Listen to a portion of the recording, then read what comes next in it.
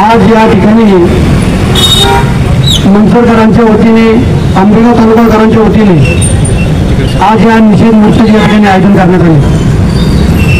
निषेध मोर्चा काढायचं कारण काय आपण सर्वांना माहीत आहे का काश्मीरमध्ये एक भ्याड हल्ला झाला आणि त्या हल्ल्यामध्ये कमीत कमी 28 पेक्षा जास्त लोक मृत्युमुखी पडली आणि कितीतरी लोक त्या ठिकाणी जखमी झाली. त्यांना त्या ठिकाणी लोकांनी मदत करून हॉस्पिटलमध्ये पोहोचवायचं काम केलं, परंतु काही लोकांचे परिवार या ठिकाणी संपले आणि त्यांचं दुःख त्यांच्या डोंगर एवढं दुःख तिथे कोसळलं. आम्ही त्या हल्ल्याचा कुठल्याही प्रकारे समर्थन करायचं काही कारणच नाही. कारण तुम्ही कधी बघितले असेल हल्ला झाल्यानंतर तिथल्या जेव्हा काही सोशल मीडियावरती खऱ्या क्लिपा जेव्हा आल्या तर त्या ठिकाणी त्यांनी सांगितलं बाबा जो काही चुकीच्या पद्धतीने प्रचार आज चालू आहे तसा काय प्रकार काश्मीरमध्ये आपापसामध्ये घडलेला नाही.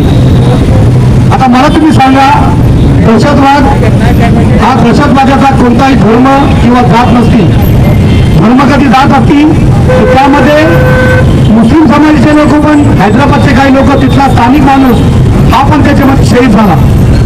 असं कधी असतं तर मग त्यांनी त्या लोकांना सोडून दिलं असतं. किंवा पाठीमागच्या काळात तुम्ही बघितलं असाल एका रेल्वेमध्ये एका कर्नलनी लोकांना विचारून गोळ्या घातल्या होत्या. तो कर्नल कोणता होता, मग त्याचा काय अर्थ होता? याचा अर्थ माथेफिरू लोक जी असतात, जी दहशतवादी लोक असतात, यांचा कोणताही जात धर्मपात असा काही नसतो.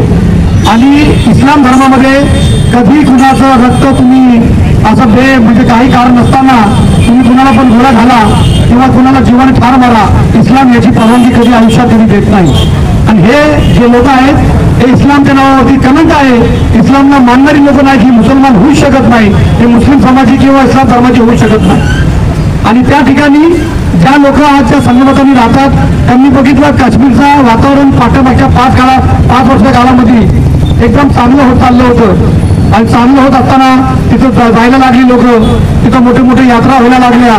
यात्रेसाठी हिंदू बांधव मोठ्या प्रमाणात इथं जायला लागले आणि हे काही लोकांच्या डोळ्यामध्ये त्यांना सण झालं नाही. आणि हे सण न झाल्यामुळे त्यांना असं वाटलं काश्मीर कधी पुन्हा एकदा कधी नीट कधी उभा राहिला तर मग काय होईल रे बाबा, ज्यांना राजकारण करायचं त्यांचं काही नीट होणार नाही. तर त्यांनी असा या पद्धतीने ते असा खेळ लावलाय.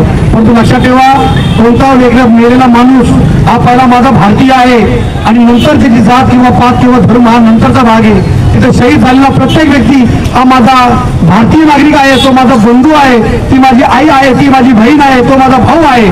परंतु ज्या हरामखोरांनी हे कृत्य केलेले त्या हरामखोरांशी आमचा काही मात्र कोणताही काही संबंध नाही. तिथल्या काश्मीरचे लोक पण सगळे रस्त्यावरती उतरलेले आहेत. सर्व मुस्लिम समाजाचे लोक रस्त्यावर उतरून सांगतात का हिंदू मुस्लिम भाई भाई, हिंदू मुस्लिम भाई भाई, हमारा इन लोगों से कोई नाता नहीं और इन लोगों ने जो किया इसको हम कभी समर्थन करते नहीं. हाताची 5 बोटं सारखी नसतात. प्रत्येक समाजामध्ये, प्रत्येक जाती धर्मामध्ये एक 4 तरी चांगले असतील तर एक नालायक त्याच्यामध्ये असतोच. आणि ही जी नालायक लोक जी आहेत त्या 4 लोकांना बदनाम करायचं काम करतात. तर केलेल्या कृत्याचा मी मुस्लिम समाजाच्या वतीने, माझ्या पक्षाच्या वतीने, माझ्या परिवाराच्या वतीने या ठिकाणी जाहीर निषेध करतो. आणि सर्व मृत्यू पडलेल्या माझ्या मायबहिणींना, माझ्या बांधवांना, जे लहान मुलं असतील मोठे त्यांना सर्वांना माझ्यातर्फे, माझ्या पक्षातर्फे, मुस्लिम समाजातर्फे भावपूर्ण श्रद्धांजली, आदरांजली या ठिकाणी अर्पण करतो आणि थांबतो. जय हिंद, जय महाराष्ट्र, जय भारत.